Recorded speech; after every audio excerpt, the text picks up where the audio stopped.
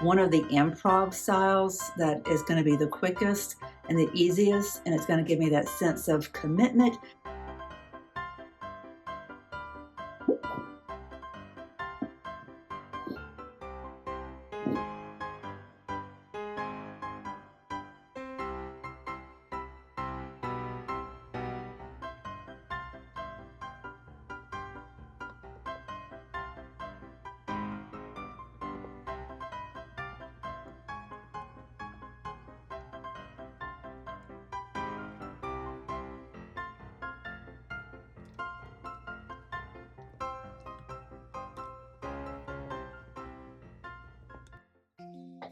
Hi, welcome or welcome back. This is Lakeside Quilt Making Arts. I'm Dawn at the lake, and this is the newest member of the pack. That's Ruby that you hear at my feet, and this Ruby Sue at my feet, and Miss Betsy Ross in my hands. I felt like I needed to take advantage of the fact that she's still small enough to pick up and be in the camera at the same time. She wants to go outside. So I need to make this really quick so that she's not suffering. But I did want you guys to meet her. She is so adorable and been such a sweetheart. We're going to go outside. I'll be right back. If I look a mess when I get back, you'll know why. And, you know, we're putting in a pond. I've been telling you guys about that. We have a plan. We know what we're going to do. And we rent the excavator and it starts to rain. Isn't that the way it goes?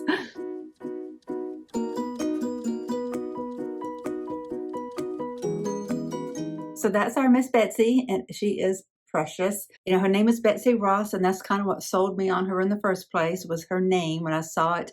My niece is the breeder, and she names all the puppies as they're born. Well, this litter was born on July 3rd, so she was calling them the Patriotic Pup Pack. Well, I saw that she had named, you know, the cutest of all of them, Betsy Ross, and I thought, oh my gosh, my studio needs a Betsy Ross in it. I was totally kidding at the time. Well, totally kidding. Sometimes will end up with you getting up in the middle of the night 3 or 4 different times to take a puppy outside. I do not regret it whatsoever. She is a blessing, but maybe I'm only saying that because I got 4.5 hours last night of solid consecutive sleep without her soiling her crate. And she's not actually in a crate. She's in a playpen. And that's working out the best for us. We tried a crate and it felt like torture to her. She was just uncontrollable, and I just did not bring her here so that I could torture her. But what do? I bought a puppy playpen, and it works out great. Have a playpen for her downstairs and upstairs, and she loves it. She's comfortable. She goes right to it. She settles in, no problem whatsoever. So I'm happy. Ruby is happy. My son, who's still visiting, of course, because the pond is getting worked on, he adores both of them, and they get along great. It's just remarkable. It's exactly what I had hoped for. Setting aside all conversation about the studio pack, what are we here to talk about today? Let me show you. We're talking about this and this. We're going to take this and we're going to make this fit well, not all in this one video. Don't get your hopes up. This is a starter. This is going to be, actually, I guess it'd be the second in the series because I've already introduced this idea once to you. I'll put the name of that video up on the screen.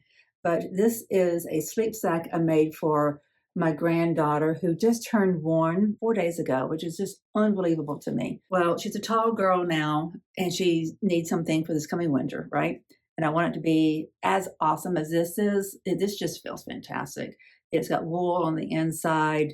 It's just a lovely piece. And I want her to experience this. But I also have this creative desire to do a lot of different fun things. And if I'm not going to just jump right back into doing all the things I was doing before I went into this, almost 5 months now of different diversions from quilting, you know, I had to close out a property in town. I had to travel for surgery, have the surgery, recovery from surgery, had complications from that with my ribs. And then I had the shingles. Oh my gosh. And that lasted, seems like forever, almost a month. And then I got Miss Betsy Ross. So it's just been a long stint of diversions from doing the channel and quilting the way I want. So if I'm not going to jump right back into that and I need to do this, and I've got all this creativity going, in my head about all these things I want to do. I want to do some improv. I want to do more embroidery. I want to add some texture to things. I just want to do something really creative. Well, one of the ways you can do that, is you can do a sampler quilt, which is kind of like what this is in a way, because you're doing, not quite, because you're doing repetition of each block. The motor blockhead, which is over here that I'm looking at, is truly a sampler, right? Each block is unique, and you're learning so many different things there, but they're all very structured, right? And I'm wanting to do something improv and a little bit freer to design. So what I'm seeing is that creating another one of these for my granddaughter gives me an opportunity to use this as like a sampler, a creative sampler. My thought, and I've drawn this out for you on one of the videos. I'm going to put improv circles down here in this lower portion, and that's going to be the hay bale, represent the hay bales and the cotton balls that are here in the South. And then I walked you through what was going to be on one side and what was going to be on the other side of the zipper, and then what was going to be on the back side.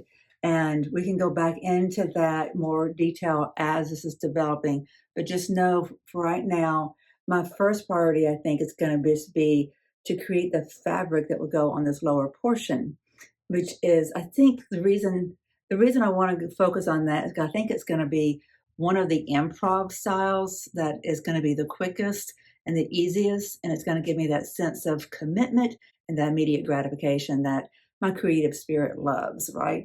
I like to see that what I'm doing is accomplishing something and it's going to work out. And I think it will. I mean, that's not going to be a problem whatsoever. So when I made this one, I purchased 2 different patterns from Etsy, and both of them had issues, and I couldn't use them as they were. And so I'm not going to mention who they are because I didn't use any one of the patterns. I ended up blending both of those and then augmenting it myself considerably. So what we're going to be working on is what I did. There's going to be one change.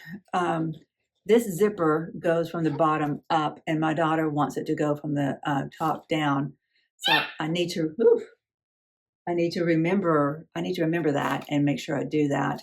I'd almost forgotten about that. So I have video evidence of it now. You guys can help me to remember. But otherwise, we're just going to make it bigger. We're going to make the armholes bigger. And there are no sleeves in this. It is a sleeveless sleep sack. It's just got to be bigger and wider and roomier for a bigger toddler. Oh, can't believe I said that. But she is toddling around. She can just get straight up on the middle of the floor and walk. Like, you're not supposed to be doing that yet. I know they're supposed to be doing that around a year. I just wasn't ready for her to do it. She still needs to be 2 months old. I still, I missed that stage. Okay, so I really had hoped to have made this particular video, about a month ago, and that's when I came down with the shingles. But while I had the shingles and I wasn't getting hardly anything done besides sitting and doing some stitching for the Pick A Petal, I was also wondering, where is my pattern? I can't resize my pattern unless I know where it is, or I'm going to have to rebuy another one, and then refigure out all the things that I figured out. But I found it yesterday. I was so glad. And this is so clever of me. I actually put it in a box where I had put some other kits. Let me show you. This is my pattern that I made. It's kind of neatly folded, kind of not.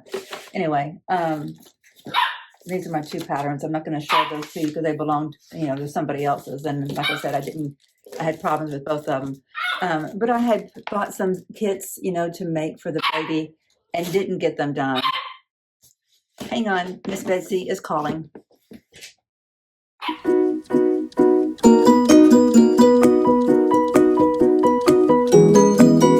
I just got to give myself credit. I was organized when I put it away. I just forgot where I put it.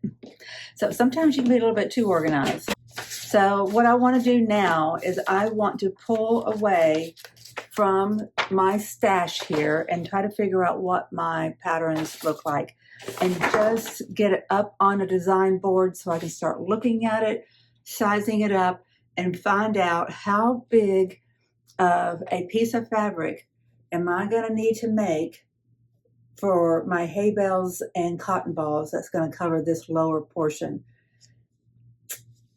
what I'm going to do is I'm going to use this piece of, what is this, insulation, I guess it would be. I don't know, is this considered a foam or a little bit of a fiberglass and foam? I don't know. But we're going to use it and put it up here in front of our Pick A Petal. But this way it's mobile, it can come and go. Let me get all these things off of here. This is kind of my stand-in design board that kind of allows me some flexibility to whenever I need to move things around or showcase something and my other boards are full as they are. I don't want to take all that down just so I can show you guys what this pattern looks like and so you can kind of get a feel for what I'm up against. And that's all we're going to get accomplished today, is just to get started. But before I put this up there and cover up the Pick A Petal, let's do a quick recap on that. See how much better it looks when you start to get all the empty spaces filled? I'm loving it. I've got another one almost done. Well, almost done is kind of a relative term. So I've got to unfold this piece and pin it over here, and then I will have it mostly done. All I'll have left is to do these little swoops, these inset curves, which I have found to be so liberating because I was intimidated by them. And then when I did a couple of them, I'm like, oh my gosh, this is not hard. This is not hard at all. So I did that video for you guys, you know, setting up my kitchen counter where I did that inset, the inset curve that goes right here from start to finish. And for me, it was a meaningful video. I felt like you were sitting at that kitchen table with me and we were both stitching together, and it was just a cool little experience. I felt like we were bonding. So I enjoyed making that for you. I hope it was enjoyable for you all as well.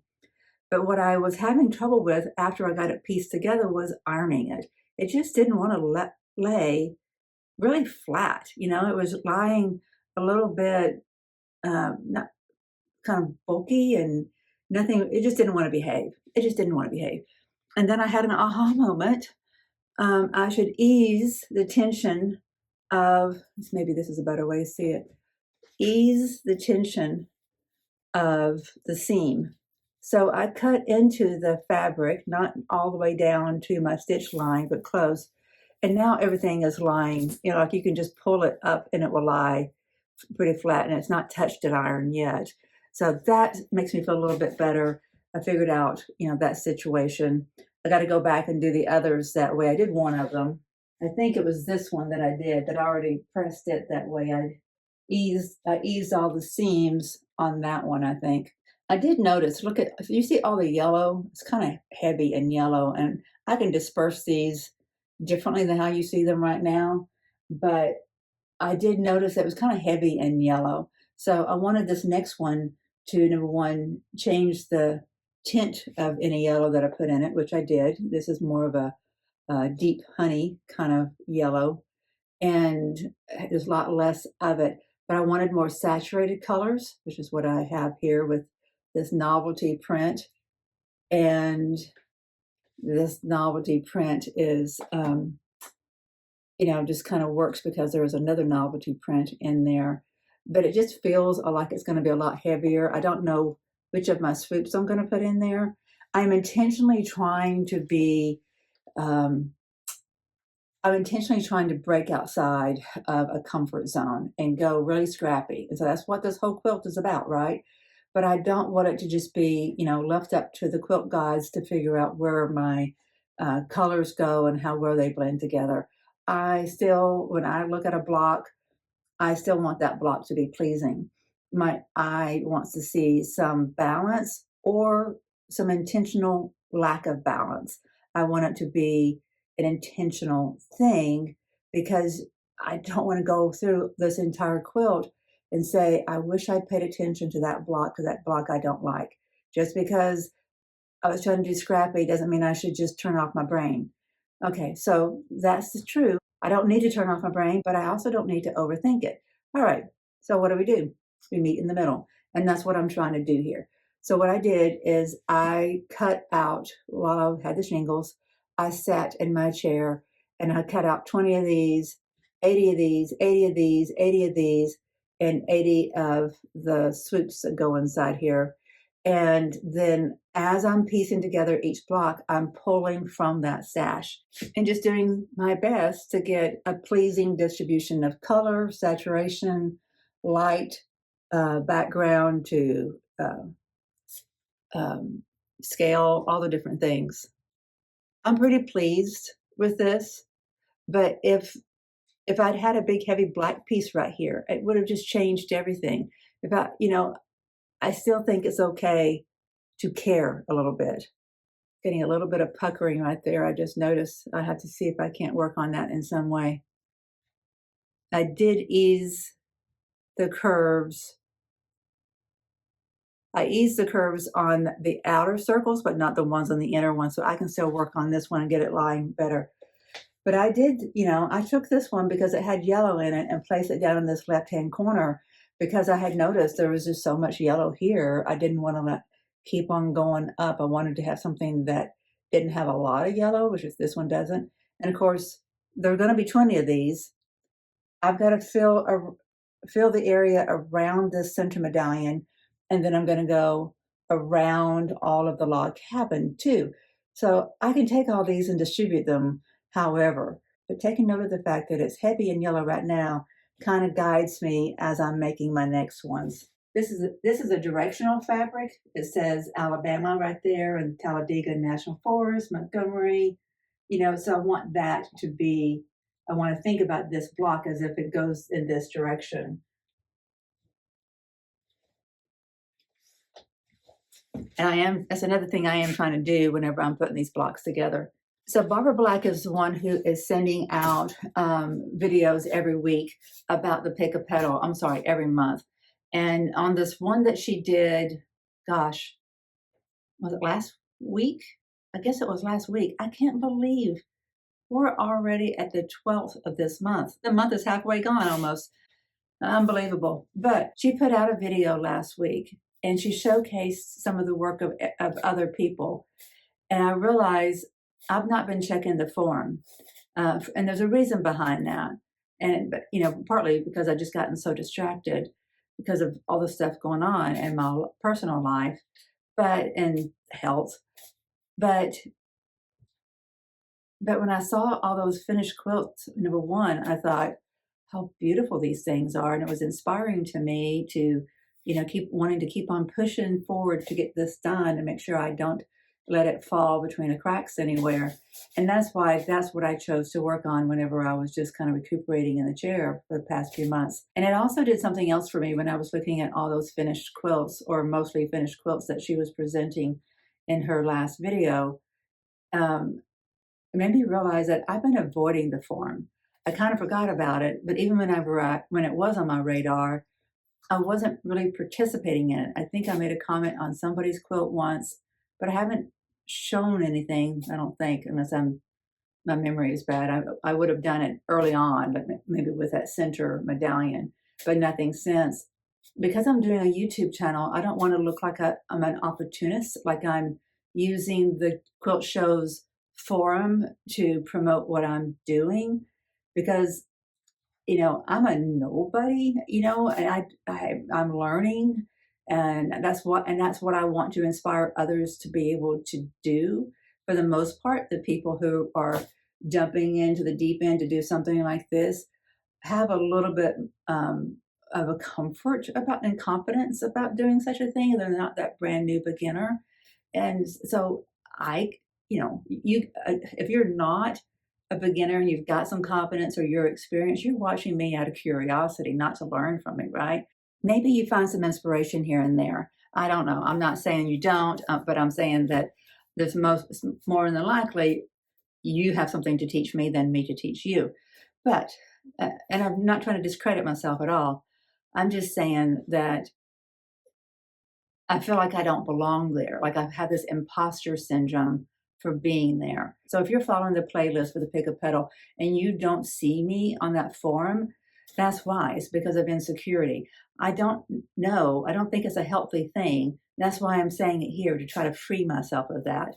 I'm not doing horribly. I've learned a lot through this, and I'm being public with it, right? So I'm putting it on YouTube. So I need to get over that. I need to actually share on the forum. I will do that. I'll start to get more active there. I need to do that. I want to be part of this community. There's a community there of people who are doing something that I'm enjoying doing. So hold me to that, okay? I've got something else to update you on. So if you're interested about the pond, you know, we talked about that in one of the last videos. I asked if y'all wanted to know. Well,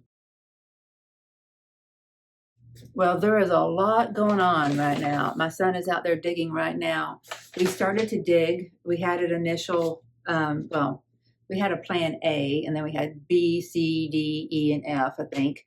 I don't know what plan we were on when we started to dig, but whatever letter in the alphabet that plan was, it got foiled pretty quickly when he found a septic tank right where we were going to put the goldfish pond. It's a koi pond, but it's probably going to just have goldfish in it initially until I get comfortable taking care of fish and a pond, that kind of thing. And then we can step up to koi. Look at that. See how big that is? You don't think it's going to be that big. That's how big my pattern was whenever I was working on this. You start off with something this big,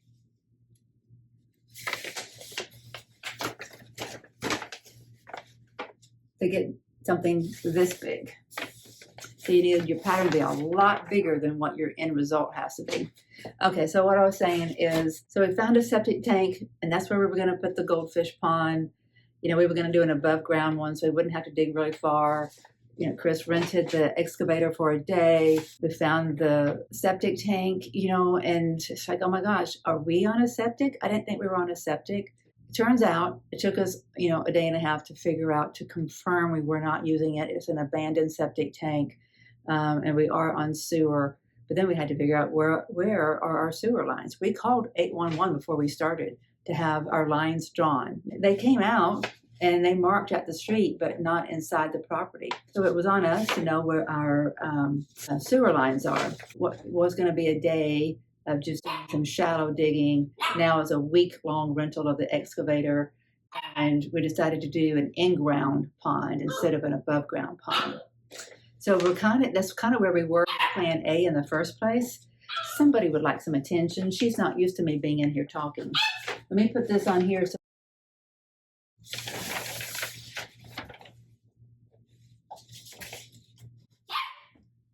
Just a minute. Isn't that huge? Isn't that huge? That is huge. Okay, let's look at the little girl. What you doing? Are you doing all the barks? All the big girl barks?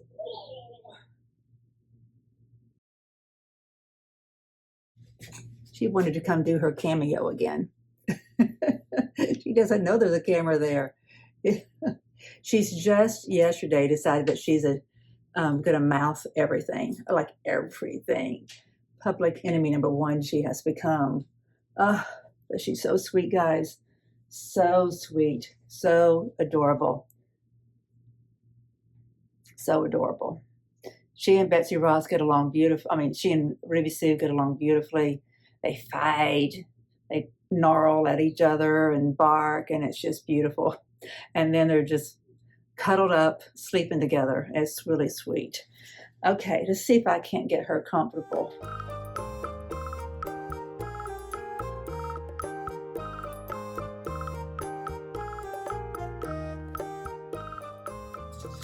This one is marked Sleep Sack Infant 6-month front. So my grandbaby was born in September. So I wanted this to last, you know, like through March. She would definitely need it through March, maybe a little bit into April. And I'm glad I went with a 6-month option to give her extra room because she grew really fast. And I don't know that she used it past March. And actually, I did make her 2, and I don't think she used this one through the winter because the sleeves were a little bit short on it. So this is the left side.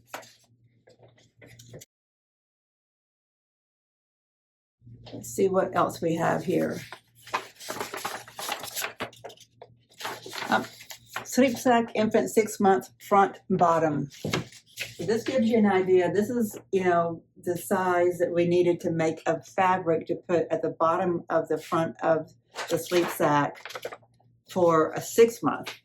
So, and this is where we're going to be doing our improv hay bales and cotton balls. So that gives me enough area to have some fun with my improv.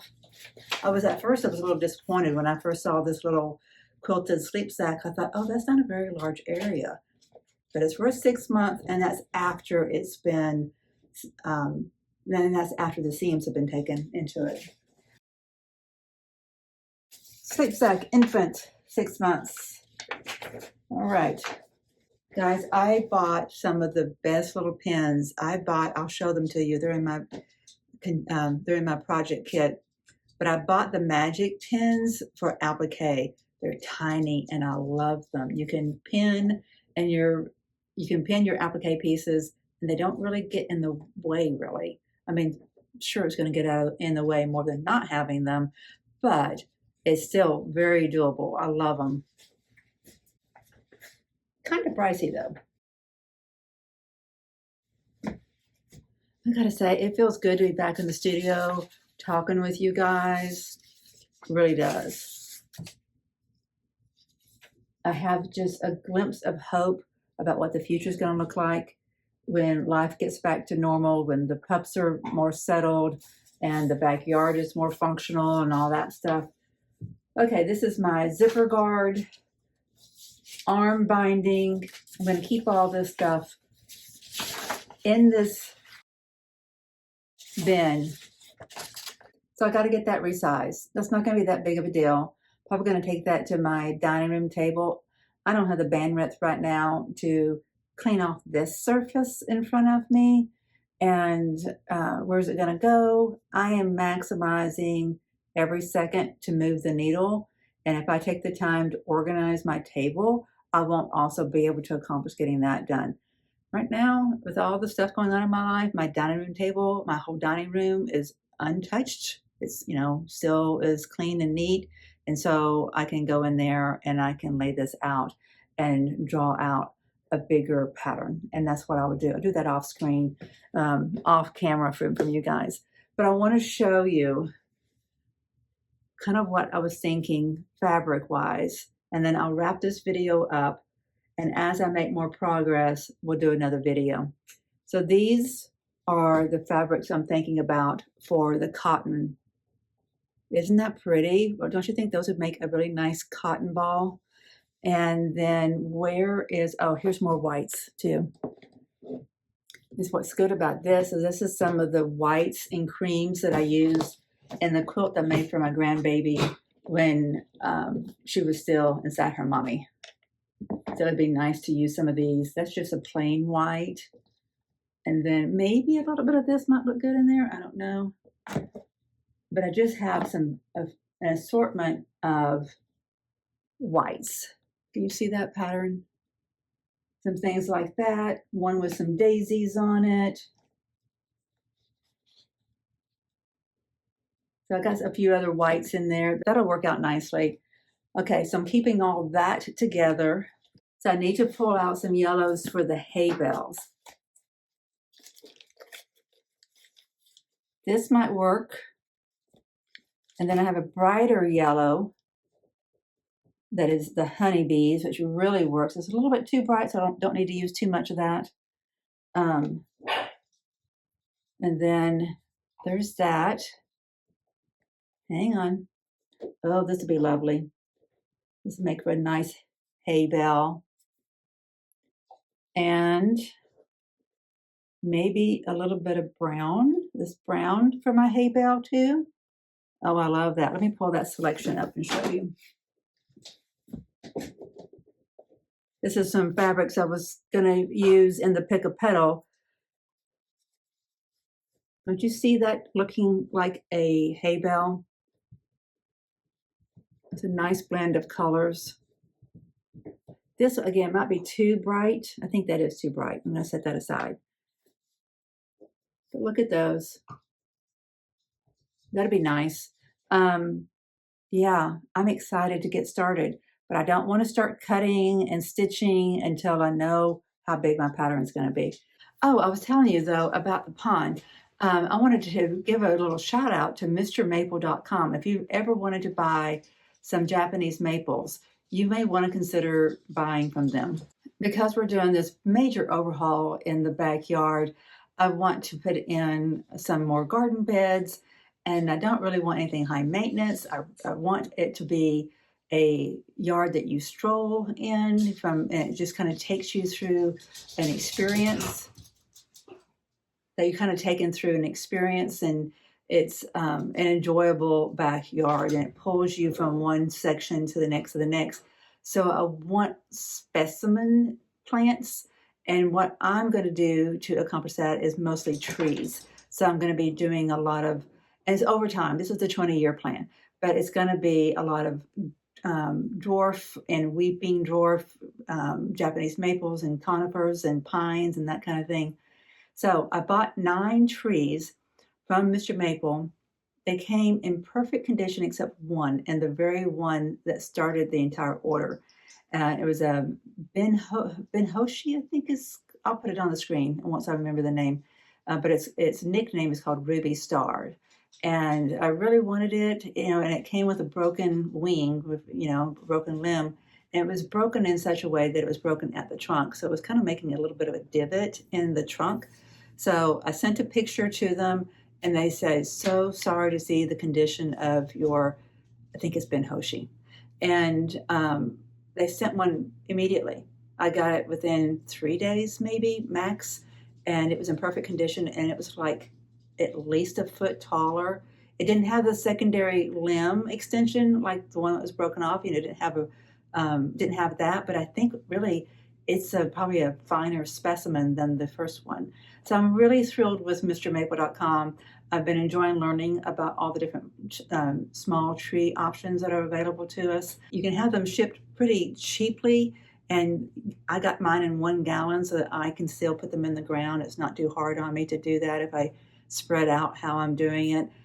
I had an issue, and they made it right. So, high five, thumbs up, all that to MrMaple.com.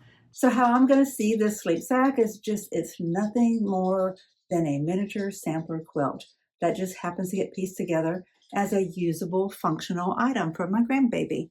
So there's another fabric. I didn't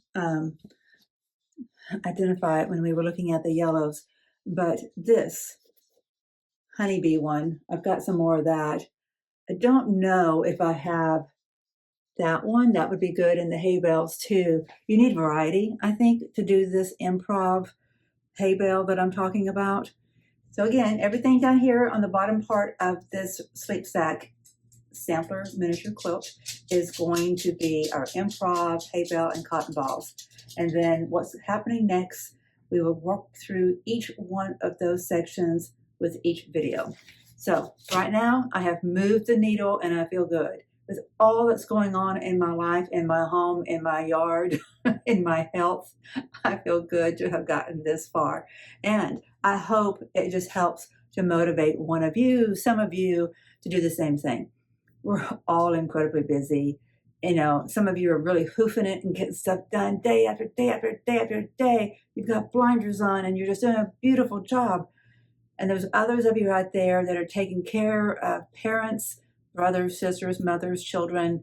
Your own health is bad. You're having to work 80 hours a week or whatever it is. Some of you are having a lot of diversions away from the thing that just drives your creativity and your passion. I see you, and I'm here to help you to understand that we can move the needle little by little and we make progress. I mean, look at all those blocks I've got done underneath there of that Pick A Petal. All that was done, well, I felt pretty lousy, but I made progress. And it was frustrating these last few months.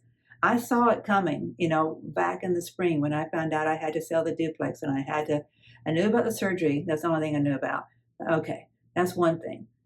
But then I had to take care of the duplex, get it ready to sell, get it sold, and then bring in all the things from there that I was going to absorb here and then get that stuff absorbed and then get out of town for surgery, all those things. I saw that. I didn't see all that happen for the 2 months after that. And today is actually 2 months since that surgery. And this is the first time I'm back on camera feeling pretty normal. So it's a lot we can't predict. It's frustrating. I don't want to minimize what you're going through and say, just move the needle. I don't want to be overly optimistic and positive. Things happen. Sometimes you can't move the needle. And even whenever you are moving the needle, it's frustrating if you're not doing it the way you want to be doing it. I know. I'm here to help you feel seen too on that, because I've really been through it. But we're going to move on from that. Every time I've had an opportunity to move beyond one of these excuses, one of these diversions from my creativity, I have. And then I moved on to the next thing, and I moved on. And that's what I want to help motivate and inspire in all of you. We're moving forward. We're moving the needle. Find time to take care of yourself. And if you can find time to explore your creativity, all that much better. I believe it really helps the soul. You guys have a great day. Thank you for being here. I really appreciate you. So if you want to follow along where this sleep sack is being, sleep sack 2.0 is being worked on, please do. You need to subscribe and then hit that bell so you'll be notified. And whenever I release videos, I'm going to try to get this thing done before maybe the end of October. That's only 6 weeks. So I need to hustle. And what I'll be doing in the evenings is, my handwork. Whenever my son's here, we watch TV at night. We've been watching Doctor Who. And we only have 2 seasons of that left. So when I'm sitting in the evening, I have my hot light setting right overneath my work, and I'll be working on the Pick A Petal. But during the daytime, now that the puppy can go a few stretches of time, longer stretches of time, sleeping, I can hopefully move the needle on our sampler quilt, our little sleep sack sampler quilt. Take care. We'll see you in the next video. Thank you for being here. Bye-bye.